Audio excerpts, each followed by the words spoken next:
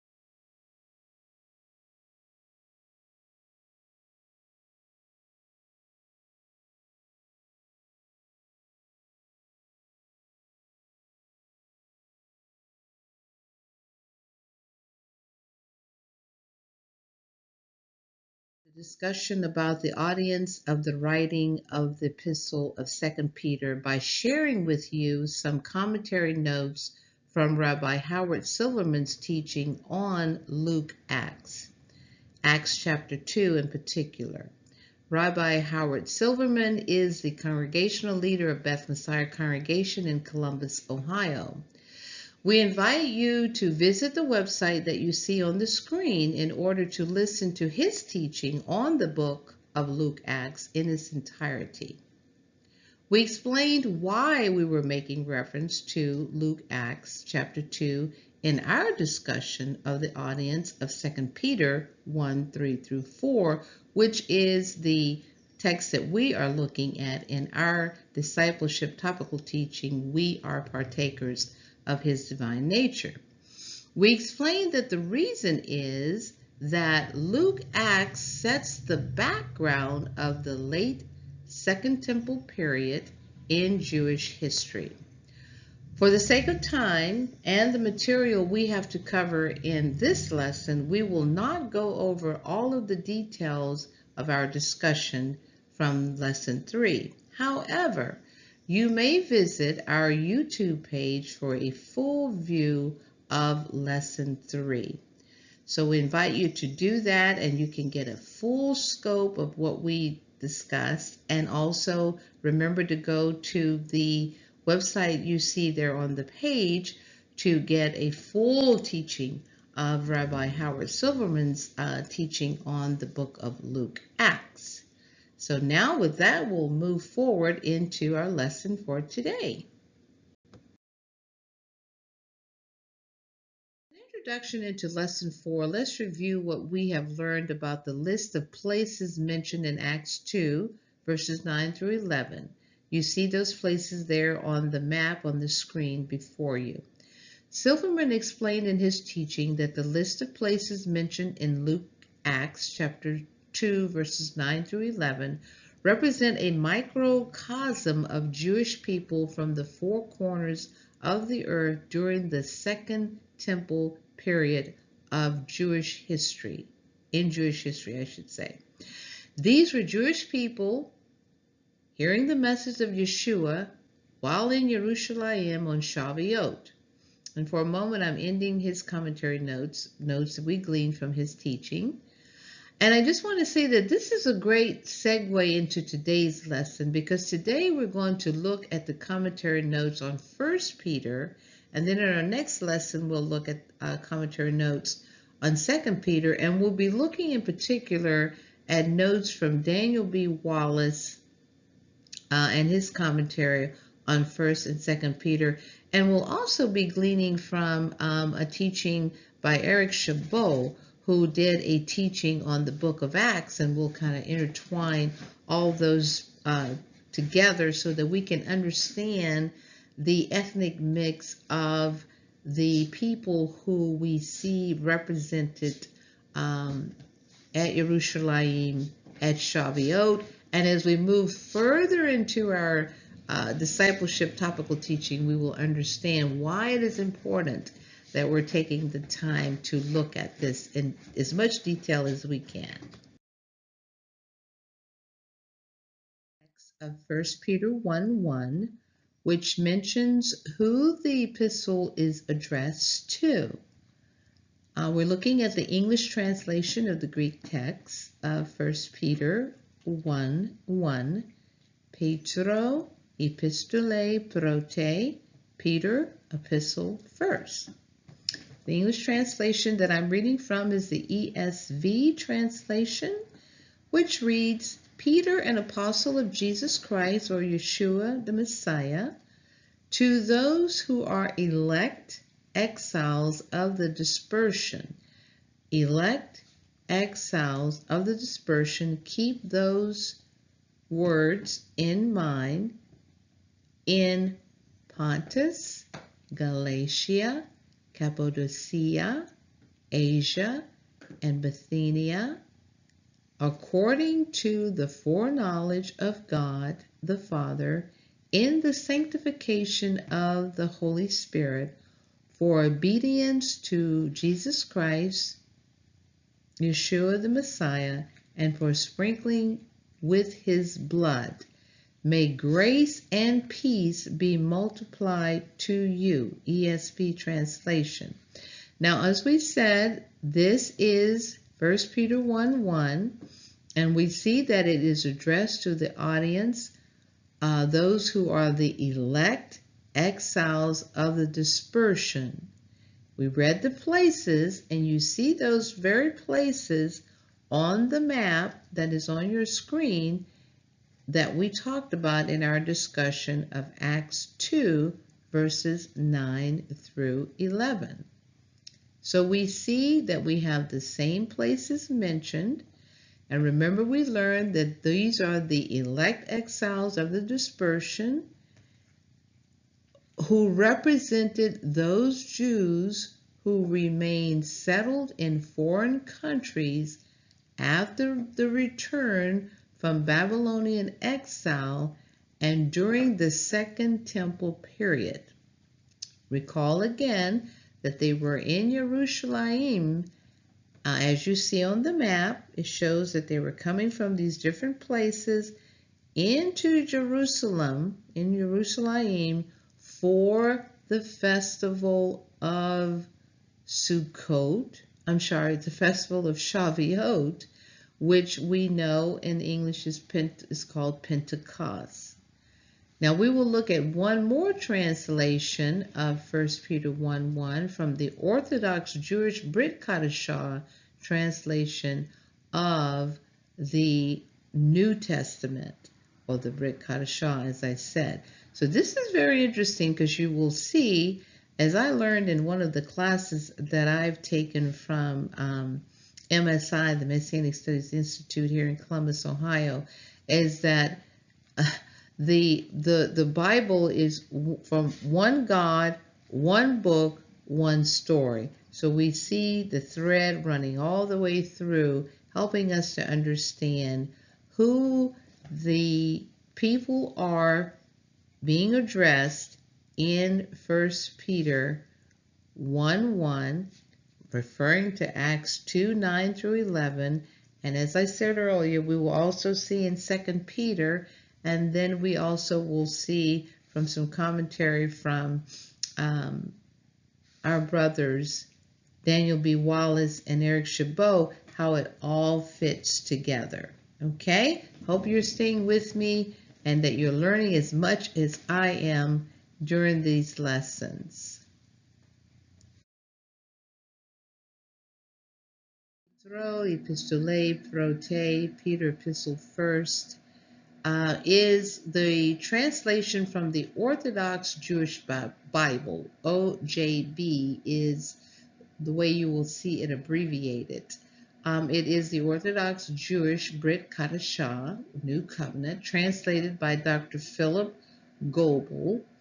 It is a Hebrew version of the New Testament books of the Bible. It presents a messianic account of the life and times of Yeshua and his disciples with vocabulary that is consistent with present-day Jewish orthodoxy. So here on the screen we have the OJB translation of the Peter Epistle First, the first epistle of Peter 1. Now you can go to the link that you see there on the screen and you can learn all about the OJB translation.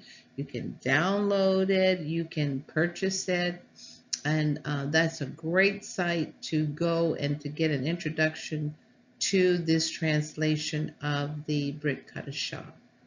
So it reads, Shimon Kifa, a Shiliach of Rebbe Melech HaMoshiach,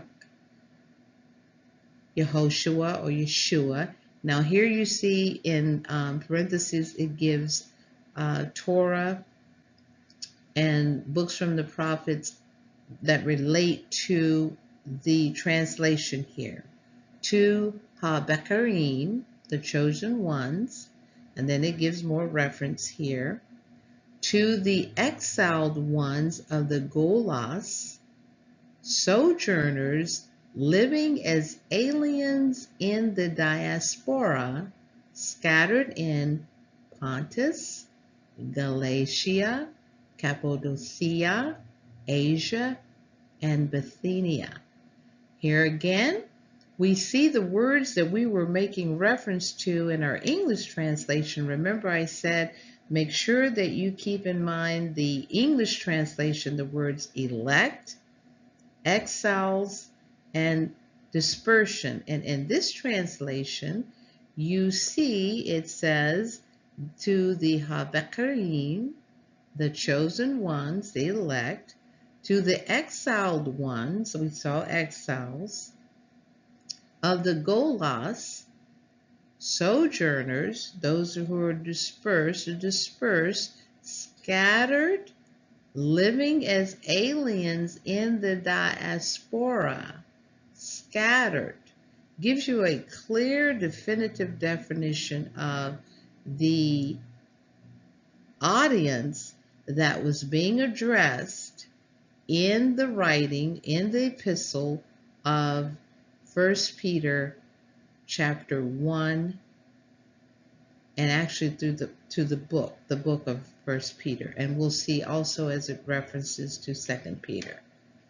I love that translation. So did want to see that, and we'll look at one more translation to get even a little bit more definitive understanding who the audience is in 1 Peter 1:1.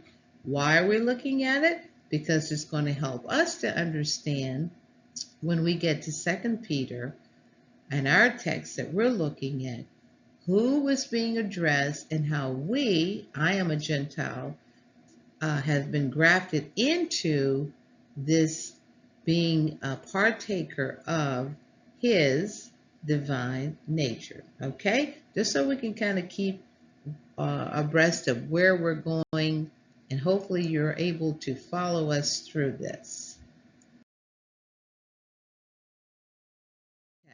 Petro epistole prote, Peter epistle first.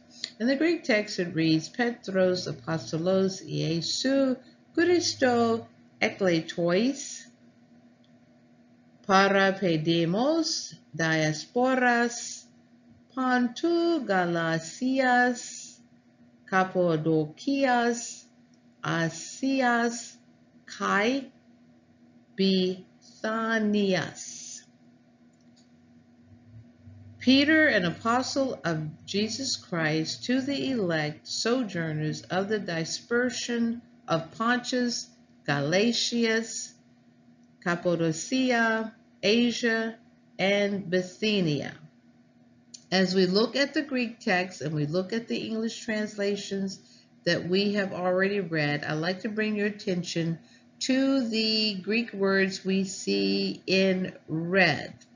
You see those Greek words there, and we have the diasporas, we have the adjective par amos, you see in red in verse 1. Those are very, very important to us in helping us to understand who the audience of 1 Peter was. We also see eklektoias, the elect. We will see in our next lesson the relation of 1 Peter to 2 Peter as it also relates to the diaspora visitors to Jerusalem that we're looking at, and we looked at in Acts chapter 2 verses 9 through 11. And this is very important for us, like we said, and I like to say it again, because it helps us to understand that these were elect sojourners of the diaspora. The adjective I'd like to bring your attention again, eklektois and par amos, has the meaning of chosen exiles who are staying for a while in a strange place. In other words, they're resident aliens. When you look the words up in like a Greek English lexicon, we looked them up in the the Greek English lexicon of the New Testament and other early Christian literature by William F. Arndt and F. Wilbur Greenwich, second edition. The WEB, NET, CBS, NASB, these are all English translations of the Greek. The NIV translations hold to the original Greek meaning of the verse. So we can see that we have a clear understanding now of who was being addressed in 1 Peter. It will relate when we get to 2 Peter, and we saw that in Acts 2:9-11, it was already introduced to us. When we looked at Rabbi Howard Silverman's teaching on the text. So, to bring it to conclusion, from what we have learned so far from the commentary notes by Rabbi Howard Silverman on his teaching in the book of Luke Acts 2:9-11, the ESV, the OJB translation of the verse, and the Greek text itself, we have learned that the audience of 1 Peter 1:1 was the diaspora, exiles, who were the devout Jewish people mentioned in Acts 2:9-11, who lived in Jerusalem and were celebrating the festival of Shavuot. They have now, when we read Acts in its entirety, especially Acts 2 and moving forward, they have embraced Yeshua as a promised Messiah and the King of Israel that had been promised to them by the prophets and the Torah. They had heard the good news of the gospel at Shavuot, Acts 2:14-47, in Peter's speech. So here we have this group of people that now we're reading about in 1 Peter and 2 Peter. It's awesome. The Jewish Messiah followers have now been scattered to the places mentioned here in 1 Peter 1:1. Again, why is this important? It is important for us as we move towards our topical discipling lesson. I'm a Gentile, and if you're a Gentile listening, we are partakers of his divine nature with the Jewish brothers and sisters. We are all partakers of his divine nature, and we will look at that in 2 Peter 1:3-4. I think it's absolutely exciting, and I hope you're excited as I am. So we just wanted to see how important it is for us to reach back to understand that as a Gentile, we have been grafted into the rich olive root. You can read about that in Romans chapter 11, verses 17-18. I hope that this helped give you a viewpoint of what we're talking about. And for right now, this concludes our lesson for today. In our next lesson, we will look at the textual relations between the commentary notes from Daniel B. Wallace, and I mentioned earlier Eric Chabot, who is with Ratio Christi, and he has a teaching on the subject as well.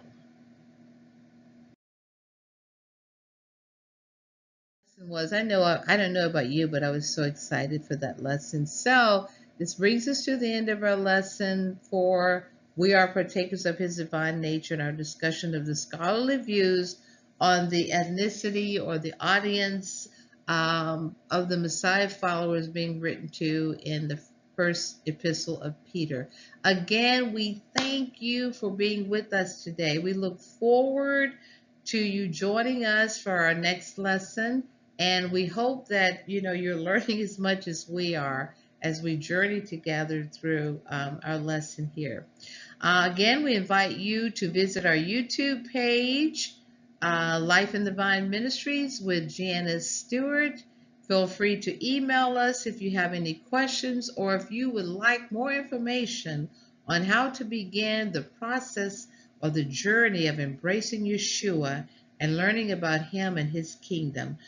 Just email us. Email there is lifeinthevine@earthlink.net, and we can get you materials. We can pray with you to help you begin your journey. Again, thank you, and may you be blessed. May He bless your families. And so let's end in a word of prayer. Avinu Malkeinu, our Father and King, we are so thankful for your word. I mean, your word is just so, it's amazing. And we thank you for allowing us the privilege to come before you and to worship you through the word and through prayer. And so, Father, I pray for each person that have joined us today. May your shalom and your blessings be upon their families.